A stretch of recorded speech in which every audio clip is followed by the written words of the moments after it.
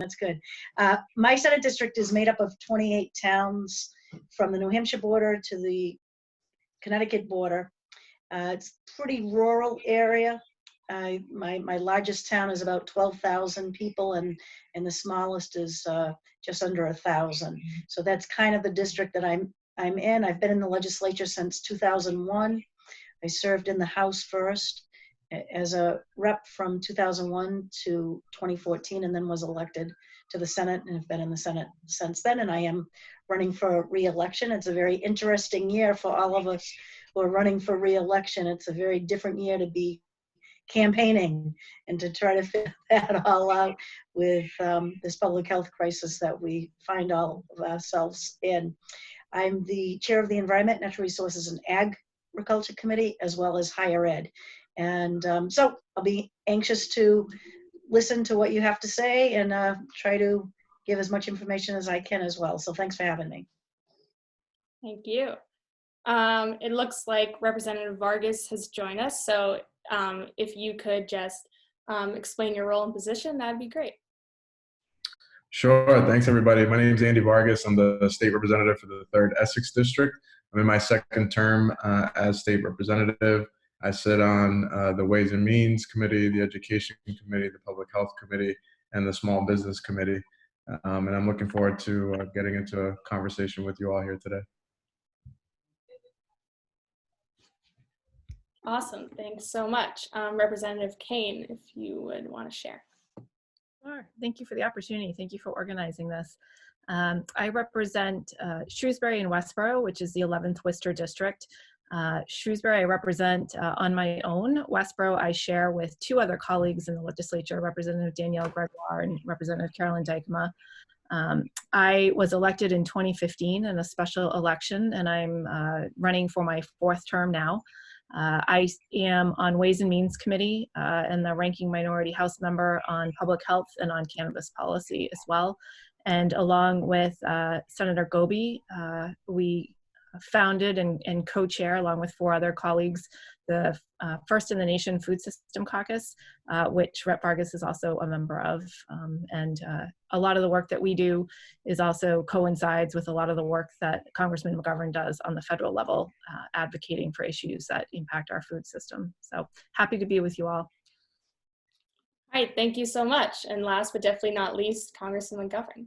I'm Jim McGovern. I represent the 2nd Congressional District of Massachusetts, which goes from Worcester out to Northampton, up to Greenfield, includes the Blackstone Valley, and it's a pretty big and diverse district, rural, urban, suburban. I'm the chairman of the House Rules Committee in Congress, which is at the traffic of Congress. I'm also on the Agriculture Committee. I'm on the Nutrition Subcommittee, as Representative Kane mentioned. I do a lot of work on hunger and food insecurity issues and food systems, and I also am the chair of the Human Rights Commission and the co-chair of the Executive Commission on China. And I'm happy to be with you. Awesome. This is a question for all panelists. Please describe a rewarding experience you've had on your job while holding your current position. But for example, a bill you've worked on that was meant to help with a community need and the outcome of that bill. We can start with Representative Vargas. Sure. So I'll talk about the civics education bill. I first got into politics when I was 16 years old. So hopefully that can resonate with some of you.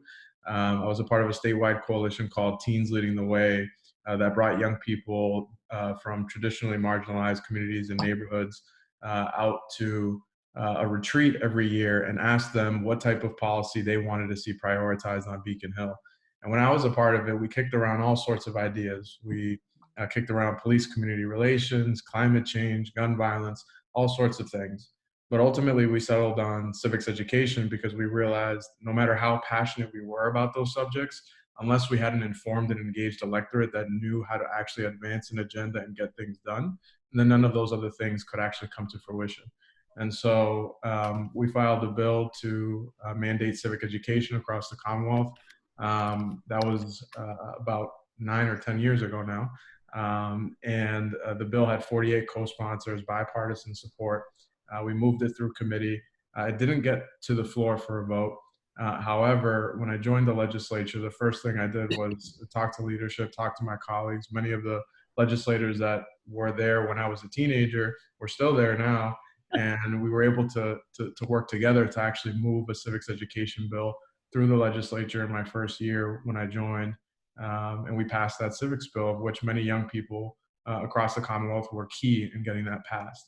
And there's a project-based component to that. So it was just a really sort of surreal moment to think about, hey, I started working on this bill as a teenager, and it took us 8 years to actually pass it, and I ended up voting for it on the floor. So just goes to show that sometimes it can take that long to make meaningful change. Awesome. Representative Kane?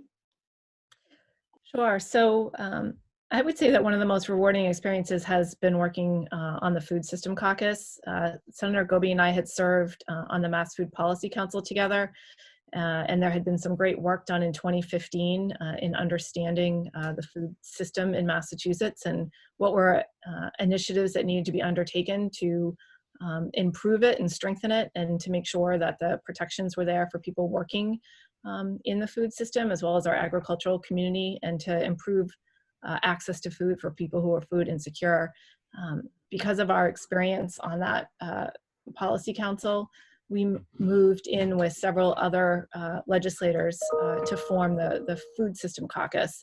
We formed it a year ago, January, and shortly after forming it, we became the second largest caucus at the State House, the first largest being the Democratic caucus, this one being the second largest at 131 members now. And it's a bipartisan, bicameral caucus, and we focus on 3 priority issues: food access and insecurity, farmland, and economic development. And a lot of the things that we worked on are issues right now that we're also strongly advocating for during this crisis. But it's been an enormously rewarding experience because every single legislator has in their district a connection to food system issues. And people have been really interested in being part of the caucus. And in a short period of time, we've been able to coalesce around a number of priorities. And one of the priorities this year was actually Rep Vargas's bill, the breakfast after the bell, that we've been pushing for. And I actually checked in with him earlier today to make sure I understood where it was. But you know, having an opportunity for people to work together on issues that impact every single one of our districts is really rewarding. I really appreciate the opportunity to work with colleagues. It is such a, Massachusetts is a really great place to be able to work across the aisle. And so for me, having that experience of working together on issues that are so important has been extremely rewarding. Congressman McGovern? Yeah, so you know, there's a lot of rewarding things about this job. I ran for Congress, and I'm like my colleagues here ran for office because we want to help people. And some of the most rewarding and really satisfying days are when you know, you can help an individual. Sometimes it's helping Mrs. O'Leary find her lost Social Security check. Sometimes it may be helping a veteran get the care that he or she needs in the healthcare system. Sometimes it's helping a young high school student get into a military academy or get into the Peace Corps. And so, you know, I get a lot of satisfaction out of dealing with individuals. But in terms of legislation, I mean, the thing that I'm most proud of is a bill that is entitled the George McGovern Robert Dole International Food for Education Program. George McGovern was a liberal Democrat from South Dakota. Bob Dole was a conservative Republican from Kansas, but they worked together on a lot of food issues here at home and around the world. And so I named this bill after them. And basically what it is a global school feeding bill. I mean, one of the most successful programs in terms of feeding and providing people with good nutrition in our country is the school breakfast and lunch program. And so we wanted to expand it around the world. And we passed it. It became law. Millions of young kids in some of the poorest countries in the world are now getting a meal in school. Lots of kids who would not normally go to school because their parents would want them to work in the fields in some of these poor countries, especially girls were denied an education are being sent to school because they can get a meal there. And that means the family doesn't have to provide them a meal. And we have sometimes added a special bonus that if you go to school, you not only get fed, but you get a little snack to take home. And that often feeds somebody else in the family. But I'm somebody who believes that food is a fundamental human right for everybody. And here in the United States, we've got 40 million people who don't know where the next meal is going to come from. And I'm ashamed of that fact as a legislator and as just a citizen. And I think we ought to, do something about it. And I'm really proud, I'm just listening to Representative Kane and Senator Gobi and Representative Vargas, who are working on a lot of these issues. I always tell people hunger is a political condition. I mean, we have the food, we have the resources and the technology. What we lack is the political will. And here in Massachusetts, we are building that political will, but we need to build it all across the country and all across the world. Thanks. Senator Gobi. Thank you. And it's nice to hear everything that people are working on it. I think those of us that work in the legislature that sometimes, we file bills that never see the light of day, and it can be very depressing. In the course of a 2-year session, we have maybe over 6,000 bills that are filed, and so few of them actually ever become law. And so a lot of times the things that you work on, that you put your heart and soul into, just don't come to fruition. And so it is what the congressman, one of the things that he mentioned, it's the things that Andy and Hannah and I get a chance to work on, and that's dealing with people every day, and especially during this public health crisis. And we're getting calls, and I'm sure they are too. We're on the phone, on email all day long, trying to help people now that are facing circumstances that no one 2 months ago would have realized that we would be at this point now. And just to give you an example, we've got a situation over at the Holyoke Soldiers Home, and a woman had called me in great distress because her husband's really probably not going to live more than a day or two. And all she wanted was to be able to be with him, to hold his hand. And that's going to happen. She's on her way there now, and is going to be able to be met and get gowned up. So those are the things that will never make the newspaper, and they shouldn't make the newspaper, but those are the type of things that we can work on and that we do that have a real human element that means something. So a lot of the things sometimes that make the paper and the great bills that we may file and things that happen, but it's really the personal things that we do, that we have a small hand in with help that make the biggest difference and have the biggest impact. Well, thank you all so much. I'm just going to throw it over to Tal now, our social outreach director, who's going to talk about some coronavirus specific questions.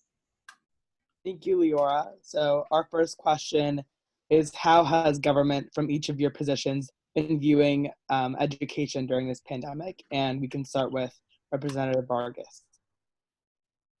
Sure. So I think, as we all learned in civics class, hopefully, there are multiple layers of government, right? There's local, state, and federal. And so Congressman McGovern can probably speak much better than I can to the amazing relief that has come out of Washington with the CARES Act, which includes some relief for education systems in Massachusetts. But here in Massachusetts, education from the department's perspective continues to be very much a local conversation. And so the more that we can be in touch with our superintendents, our school committee members about education in our respective districts, the greater impact that we can actually have. One of the things that I think is most challenging about this pandemic is that there isn't a set end date for when we're gonna, perhaps go back to class. And so the message that government has been providing districts is to prepare for not being in class for a while, at least through the end of the year. I know here in Massachusetts, it's through May 4th right now, but it's very likely, in my opinion, that that's going to be extended through the end of the year. And so the guidance has been every district should make sure that they're preparing for a long-term online learning. Even if it doesn't happen, it's good to be prepared for that. And I'm really excited and pleased to see that many of the meal programs that we had enacted across the state, particularly here in my district in Haverhill, are still happening now. And so we've set up 10 different meal locations for families with children up to the age actually of 22 that can come and get meals at schools in a way that still adheres to social distancing. So I think this is a really broad question, but from the state's perspective, we're doing our best to ensure that local districts have the guidance that they need to make the best decisions. The decisions range from contracts with transportation and companies that normally would be busing kids around, but if they're not delivering that service now, how can we edit those contracts between school districts and the bus company to ensure that there's still service being delivered and that drivers can continue to be paid? From that to sort of online technology and how every single student should have access to internet and computers in order to be able to actually learn something from home. One of the things that I'm most concerned about from education during this pandemic is literacy. And, there's a lot of great research on summer learning loss. And if we have that data already to show what happens during the summer, then we know what's happening right now during this pandemic. And so one of the big things that our office is going to be focusing on is thinking about what can we do right now to ensure that literacy is a strong component, particularly up until the 4th grade, where it's really critical that we get everybody reading on grade level before then. So there are a lot of different things that we can get into on education, but I think if you want to have the greatest impact on education, I think is being in touch with your school committee members and your superintendent, because there's nothing more powerful than a student voice saying that they still want to have their education, particularly during this pandemic. Thank you. So now anyone else can jump in. Sure. Well, I'll just say, Representative Vargas just mentioned the CARES Act. I mean, there's billions of dollars in the CARES Act to help communities deal with the educational needs during this crisis. I mean, it's distributed by formula. Massachusetts is getting quite a bit of money, but it will help with everything from providing the ability to be able to do remote learning, provide people with technology to help with continue to provide school meals. There's also money to help alleviate some of the burdens on our higher educational institutions, our public and state universities and colleges as well. We've never ever in any of our lives been through anything quite like this, where literally everything just stops. Every sector of our economy has been shut down, and our educational institutions, quite frankly, could never have anticipated this happening. So we're going to continue with another stimulus package to provide more federal resources. And again, a lot of the money goes to cities and states so that they can spend it as they see appropriate, and that will continue. And we're hoping to build on that in the next bill. This is Rep Kane. I would also just say that, part of our work on education will be when we do finally undertake a fiscal year 21 budget. It is of great concern to cities and towns that local aid and education funding be maintained as we work on the fiscal year 21 budget. And we're dealing with quite a large delta probably between what we need to have in funding and what's going to be available coming through tax revenue sources. So there will be many parts of the budget which are probably cut back from where they are today. But I know that most, if not all, colleagues are committed to making sure that education funding is a top priority, and that comes in many ways. I'm a legislator who works on the state budget, and I also work on the local town budget. I serve on the finance committee in Shrewsbury and as a town meeting member. So I'm always trying to understand how what we're doing at the state level is going to impact the work that I do on the local level. And I'm also a mom. I have a daughter in college. I have a senior in high school, and I have an 8th grader. And so I'm also living education as a mom and understanding the changes that are happening right now, to our students, and also trying to figure out, not only in the short term, what is the rest of this year like, but what does the fall look like?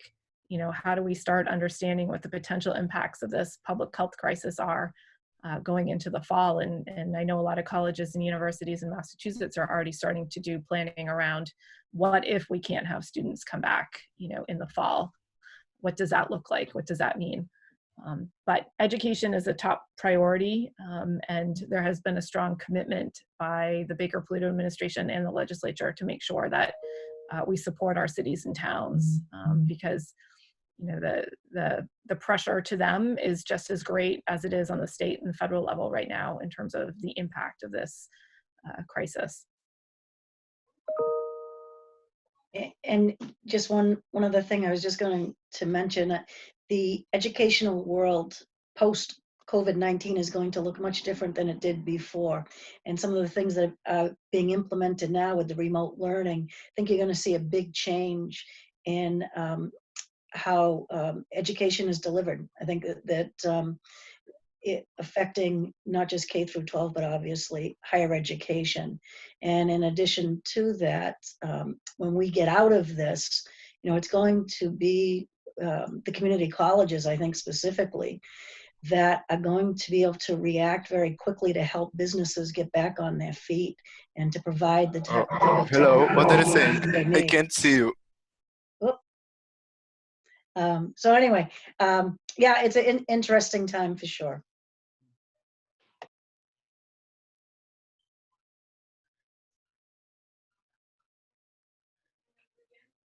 Sorry, so now we're going to move on to our next COVID-19 question, which is, how can constituents seek assistance from government during this pandemic? And anyone, again, can jump in. I'll just jump in real quickly. Massachusetts has been very good, and with the help that we've received from Congressman McGovern, to find resources is pretty darn easy right now. There are things constantly being put out on social media. The state has a website set up. You can have things texted to you. And so as far as people being able to access and to know what's out there, I do think that we've done a very good job in getting that out. And I'm sure that my colleagues are doing what I'm doing. We're tweeting things out. We're putting things up on Facebook or Instagram, on our own websites, to make sure that people have resources available to them. And even though we are not physically at the State House, our offices are definitely still going. In fact, while I was talking to my chief of staff, has been sending me messages about people that he's still trying to help tonight. So we are still in full swing and doing what we can to make sure that people have access. And if you hear about someone that needs something or isn't able to access something, make sure you get back in touch with us to let us know, because we'll put them in touch with who they need to.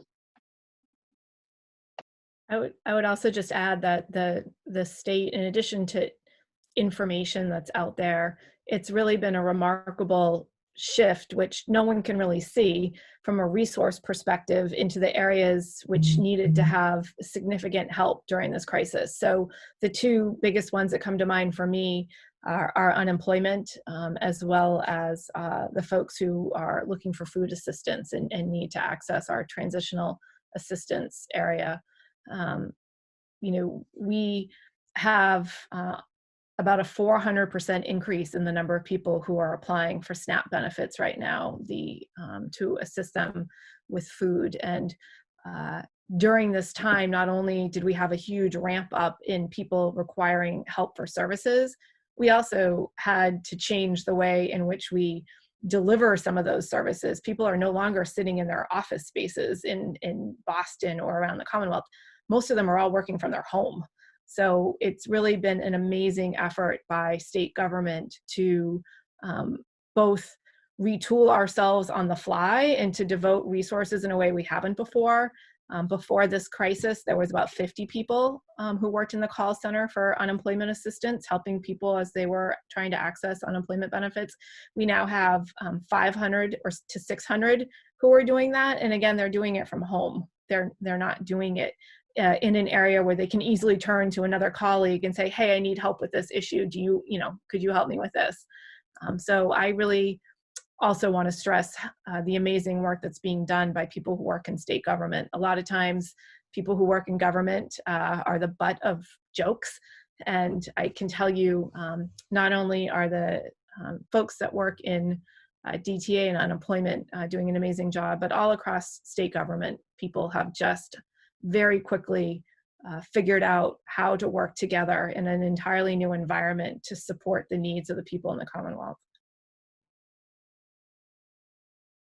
And I think the only thing I'll add is that in addition to reaching out to any of us or any of your legislators, folks can also call the 211 line here in Massachusetts, which is a great resource that can connect you to any resource that you need.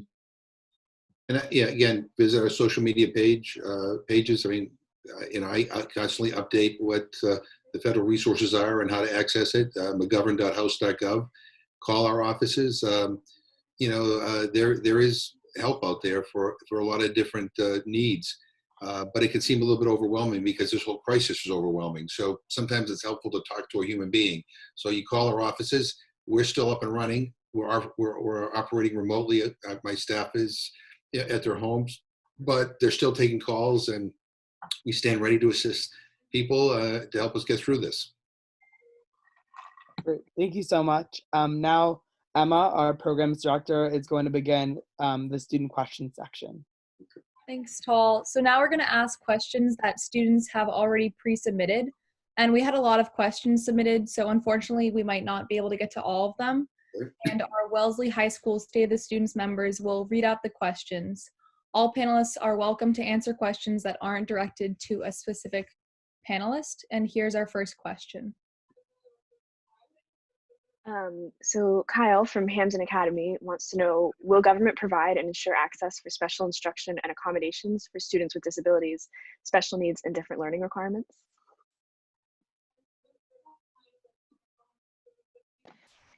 Yes, the Department of Education for Massachusetts has already given guidance for teachers, for parents that have students with disabilities and special needs to make sure that they are not losing anything during this time of this remote learning. In addition to that, I mean, there are students that are in residential facilities and they are still at those residential facilities. And of course, we get a lot of guidance and assistance from our federal partners on this as well.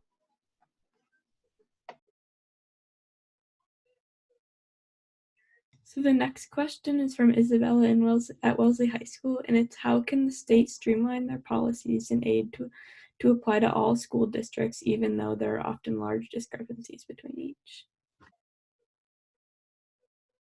I think as much as possible, all policies that are coming out are done with the knowledge of attempting to provide parity across the Commonwealth. So you're right, there are disparities that are inherent between different school districts, and that was one of the major reasons why we had major education legislation this year that's going to provide a significant amount of additional funding into some of the school districts that we're seeing the largest amount of disparity between the resources available to them and the achievement of their students. But I think that the state has done a good job providing balance between guidance on what to do and enough flexibility so that local school districts can adapt that to however makes most sense for their school population. There are certainly differences depending on the setting for school districts, but we still need to maintain expectations across the Commonwealth so that all students are having an equal education experience and opportunity. Yeah, I mean, I'll just add, in addition to that, the goal of the Student Opportunity Act was to get at the heart of this, which was to ensure that regardless of the neighborhood or zip code that you grew up in, the quality of your education was still going to be sufficient and very good for you. And so we're hoping that, despite this pandemic, we can still find a way to fulfill on that. But as you'll continue to learn and as you participate, in politics and government, there are tough choices to be made within budgets. And so it's important for you all to stay engaged and contact your elected officials to let them know that this is still a priority for you during this pandemic. I think the other thing is, through the CARES Act, the money that's coming to education systems in Massachusetts, as the Congressman mentioned, there is a formula for that. So, for example, Haverhill's getting an additional $1.8 million in Title I money, and that's because of our demographics fit a certain formula. And so there are formulas in place to help get at the heart of this question.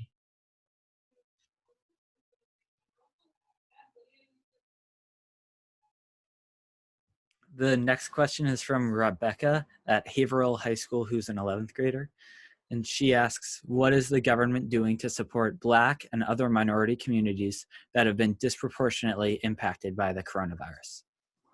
Well, that's a very good question, because there are incredible disparities in this country. We're all talking about social distancing. I hate that word. It should be physical distancing, but we have communities that don't have the luxury, that don't have the ability to do that. For those of us who can physical distance, it's almost a privilege. So we're working on a separate package right now in Congress that we hope is going to target more and more of the relief money to minority-owned businesses, women-owned businesses, focus on communities that have been disproportionately impacted. And the other thing we're trying to do is in the next package.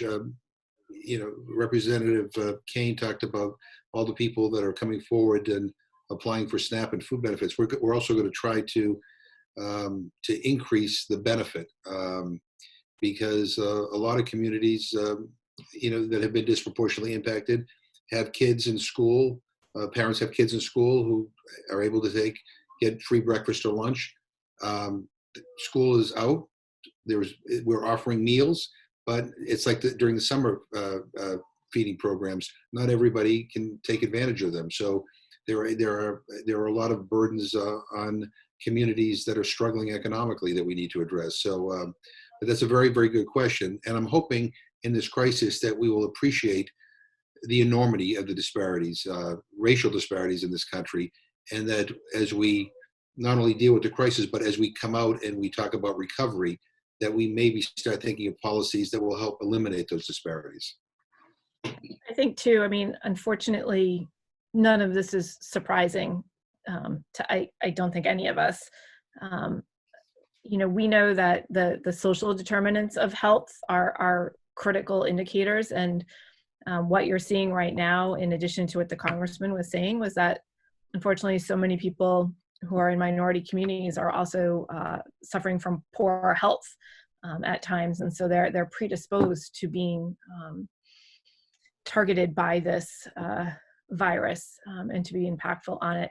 We've done work in the state on many different areas. One of the pieces of legislation that public health had been focused on this year in the last few sessions was on the difference in maternal health if you are a minority individual who is looking to have a child and having birth. And so you see all across the healthcare system the difference.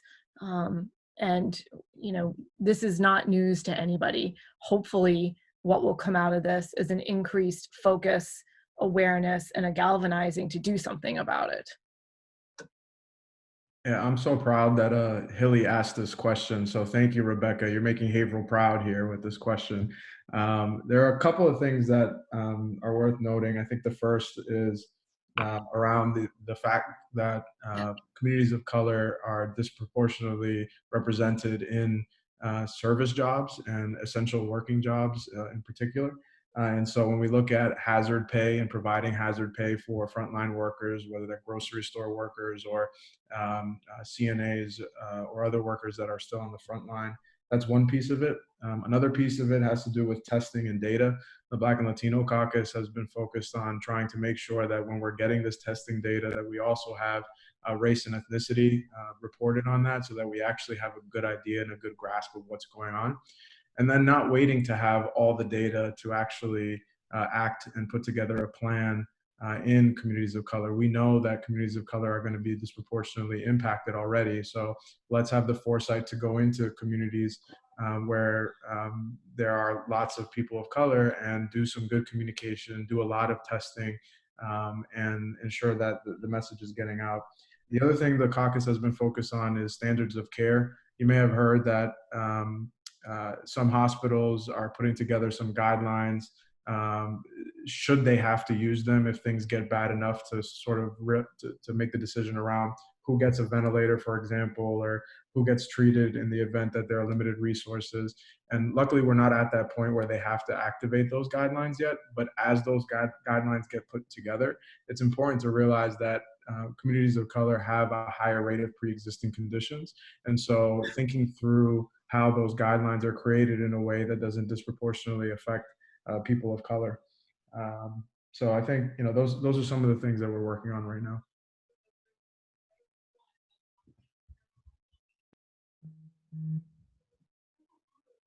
The next question is from Despina from Doherty Memorial High School. You say, hello, Rep Kane. I met you at a Shrewsbury event last fall and was wondering what your experience has been being a woman in politics. What's it been like working in a male-dominated field? Well, I've grown up in male-dominated fields. I have two brothers, and I own a construction company. So I've spent a lot of my life surrounded by more men than women. I will tell you that for myself, I spend a lot of time encouraging women to be involved in politics, whether or not you want to be a candidate or you simply have an issue that you're passionate about. You know, when women run, they win for office at the same rate that men do. Our challenge is not enough women run. Women talk themselves out, think that they're not qualified, that they should have more experience, and men just don't have that. They don't have that voice in their head that does the same thing. And so, women need to take the leap and run. And when for me though, it hasn't been an issue being in a male-dominated legislature.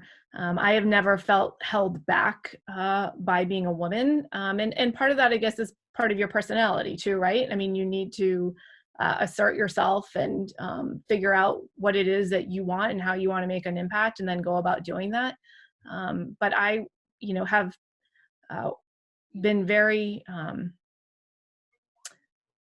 open to working with whomever at the State House has an interest that aligns with mine, and that could be a man or that could be a woman. But I have never felt that at one point so far, my gender has held me back. Now, I will say that in the House, we've never had a woman Speaker of the House. We've never had a woman who's a minority leader. There is still a glass ceiling that has existed there that I hope in the coming future that doesn't exist anymore. But for me, I focus on encouraging other women to get involved in the process. And again, not everybody wants to be a candidate, not everybody wants to run for an office, but everybody should be involved. As Andy said earlier, for me, the civics is an enormous piece of it.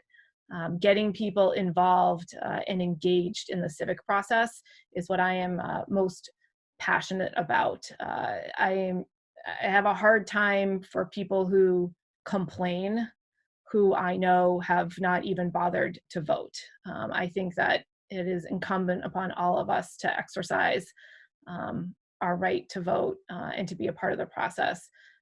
But again, I won't say that my experience is the same as everyone else's. I'm speaking very personally. I think that I have heard many stories from female colleagues who are still serving that have had quite a difficult time serving in an environment that is dominated by men. They really paved the way for those of us who are serving in office now. When I came into the State House, I was the 192nd woman to serve in the Massachusetts legislature as compared to over 20,000 men. So there is a lot of work to do, and certainly people who have served before me and continue to serve, like Senator Gobi, they've done a lot of the work to pave the way for those of us who are serving now.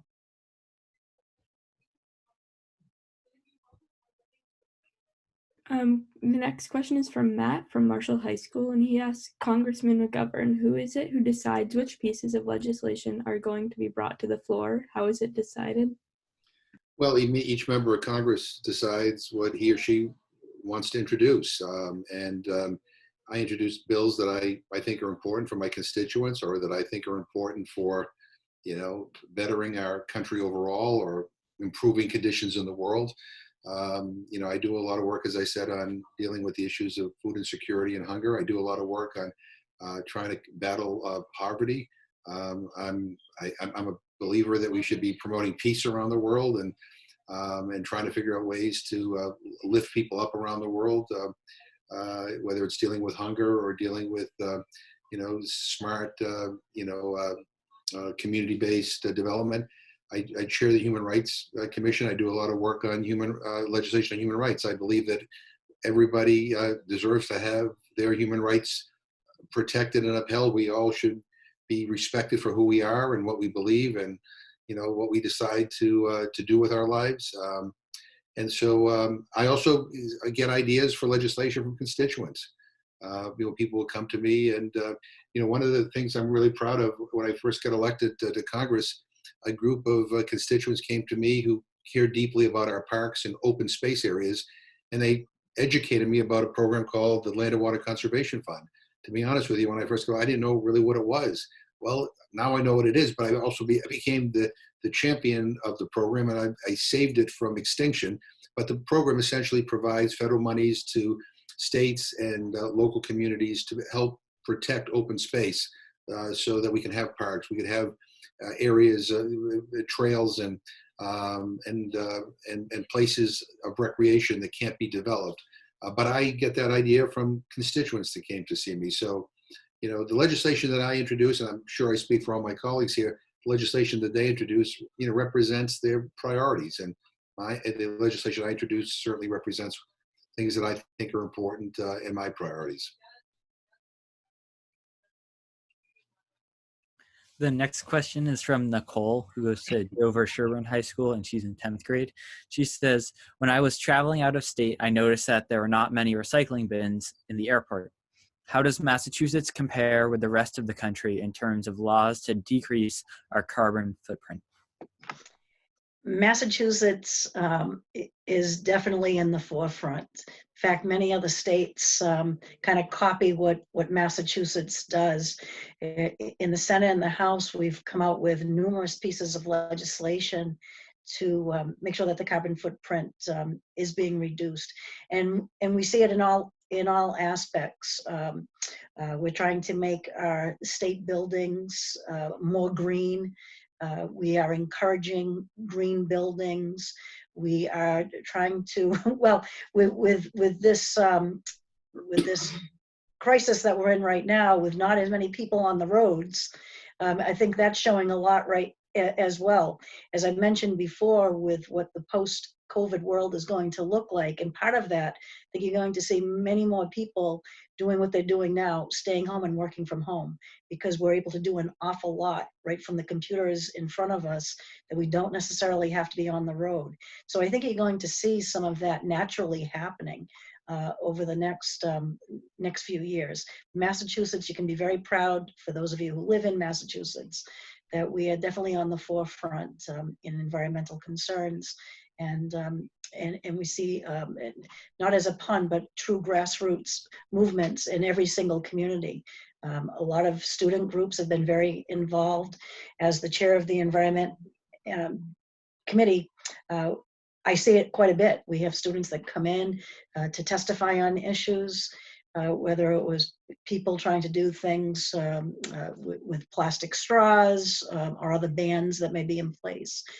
Just making sure that as a community that we are understanding where our food is coming from, and at the end of it, what we are doing with food waste. So there's a lot that we are doing in Massachusetts, and again, I think you can be very proud of what we are doing here. And can I just pay a compliment to the legislature? I mean, we have Democrats and Republicans, but the vast overwhelming majority of the Massachusetts legislature actually believes in science. And that is why we are, I think, ahead of so many other states in terms of our concern about the environment. I serve with members of Congress who don't believe in the science, who don't believe we have a problem with a climate crisis problem, and it is really frustrating.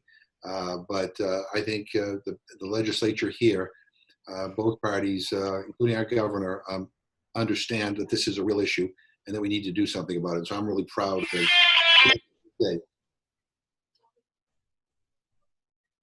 And I'll just quickly add to that. You know, since 1990, our emissions in mass are down about 21%. So we're doing a pretty good job.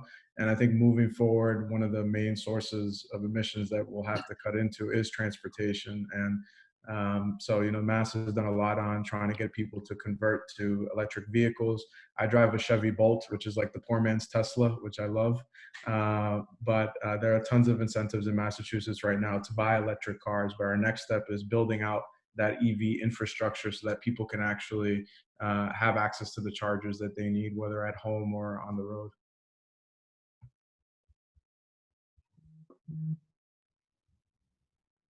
Our next question is from William at New Heights Charter School, and they want to know, in this time of extreme polarization in our government, what can we do to help others stand united as one? I would say that sometimes what we see as extreme polarization is actually marketing by whether it's certain news media or social media. I mean, I think that unfortunately, in this day and age, when we have so many different media outlets and social media presence who are all fighting for eyeballs, the tendency is to only report on where there is disagreement and where there is not agreement. And unfortunately, a lot of times what no one sees are the people with their heads down working together and solving problems. And so I would say that making sure that as a person who is seeing the news or being told what's happening, that you really also do your homework to focus on the positives that are out there. It's just very, very easy this day and age to simply think that everything is all negative. And I will tell you that in all levels of government, you know, there's a lot of good work going on. There's a lot of people working together for the best interests of the constituents that are there. But the polarization that occurs is real. And so I think that one of the best things that I tell people to do is to encourage the work of consensus, the work of compromise. You know, too many times people put their stake in the ground and believe that the only right answer is where they stand. And that just isn't the history of our country. It isn't the history of our Commonwealth. We have advanced because we've sought to find common ground and to move ahead. And that doesn't necessarily mean compromising principles. It means, you know, making sure that you have a better understanding of where someone else is coming from and trying to find ways in which to advance issues positively. I think too, again, the more that we engage people in the process of democracy, the more people are coming out to vote, the more they're engaged in issues, the more that they are diversifying where they get their information from. So it's not just one source that's telling you what to think, that you're using your own mind to vet some different information sources, the better off that we'll all be.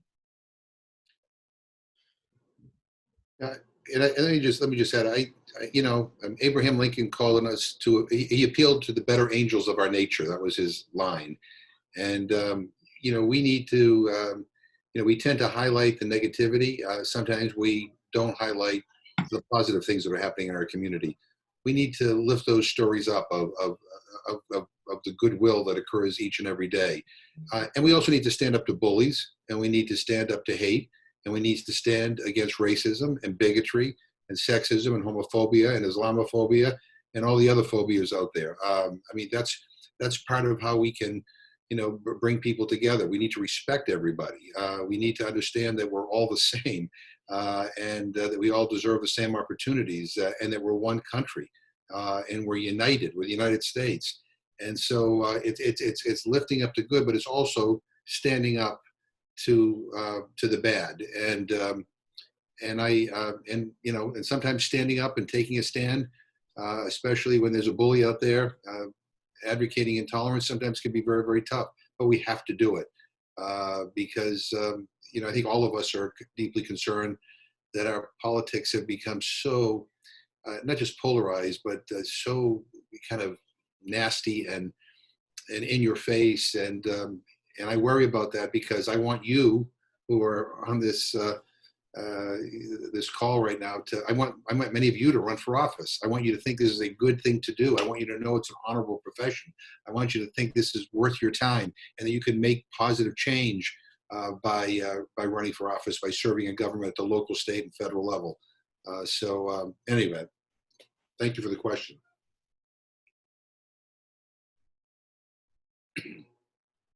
All right, just super quickly because we're almost out of time, I'll just ask for all of our panelists, what is something you want your young students to know about the role of government in their lives, especially during this time of a pandemic? And I think it's, yeah, I just think it's important to realize that you are a big part of the government and doing things like this, reaching out to people. But, every one of us has a role to play. And you have a role to play in making sure that democracy works for everybody. And so however you do things in your own home, in your classes, it starts with each of us. So, you may see us doing things on the state and federal level, but it starts with you. And everybody has a responsibility to be part and to take an active part in their government, like Hannah had mentioned, and as the Congressman did, as well as Andy. So it's on us. It's on everybody to make sure that you are active in your government, that you raise your voices and do what you need to do. Don't wait for government to tell you something. You need to turn that around and be an active part and tell government what it is that you need.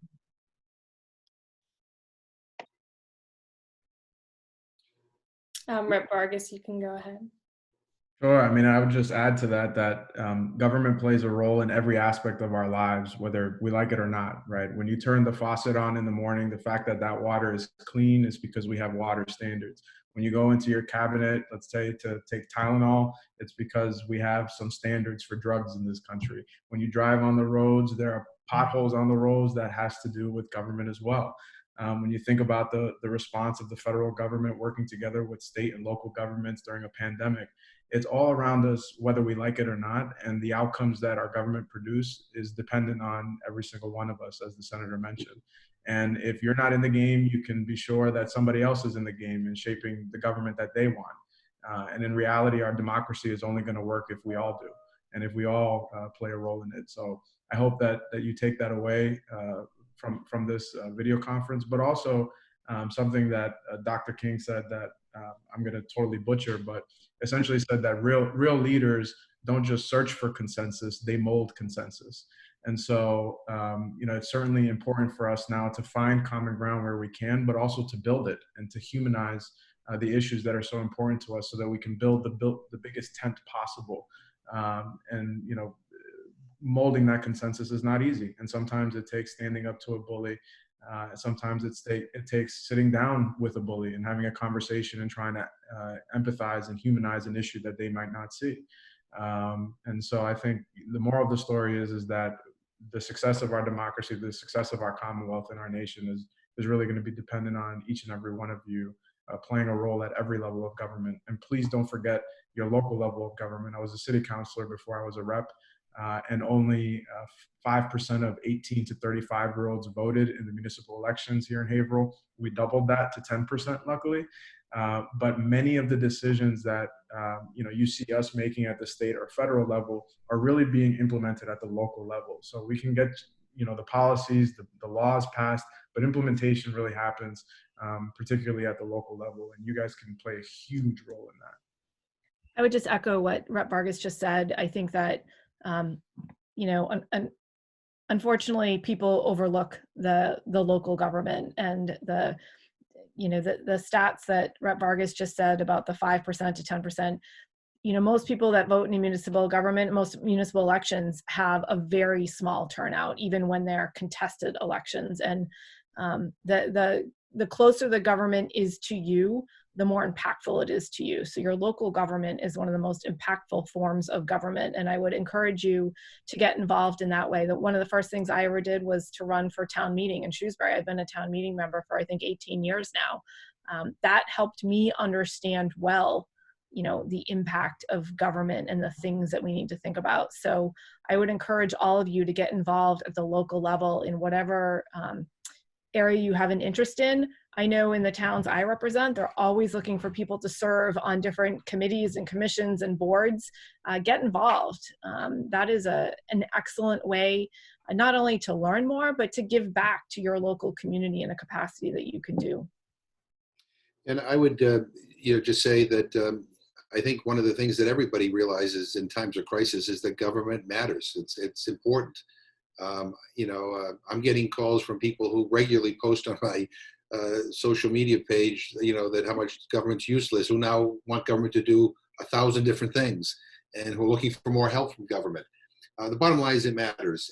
And if you don't like the response from government, then you need to change government. You need to change the people who are in positions of power. None of us, though. None of us.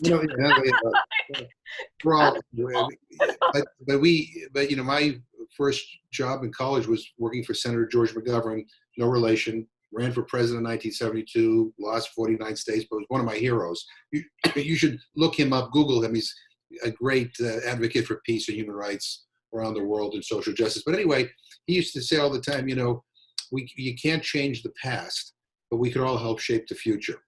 And those words always ring true to me because, we can look back and point, this didn't go right, that didn't go right. But you know what? We all have the power to shape the future. And we have more power than we realize. I mean, not just in terms of influencing us in Massachusetts, but you all have friends and relatives in other states. You can get them to start pressuring their elected officials in those other states to get on bills and to get behind causes that you think are important. So we have a lot of power individually. We need to use it to help shape a better future. Where there's peace, where we can deal with pandemics, where we're investing in medical research, where we can deal with the climate crisis, where we can end poverty and end hunger, and fight for equality and all the things that we feel passionate about. So I urge all of you to, I think the fact that you're on this meeting here today shows that you care. But you can help create a better future. And I look forward to working with you in many different capacities in the future. Thank you all so much for coming to get to know your government. If you take one thing away from this past hour, let it be this. It's your government. It works for you. Have a nice day. You too. Thank you.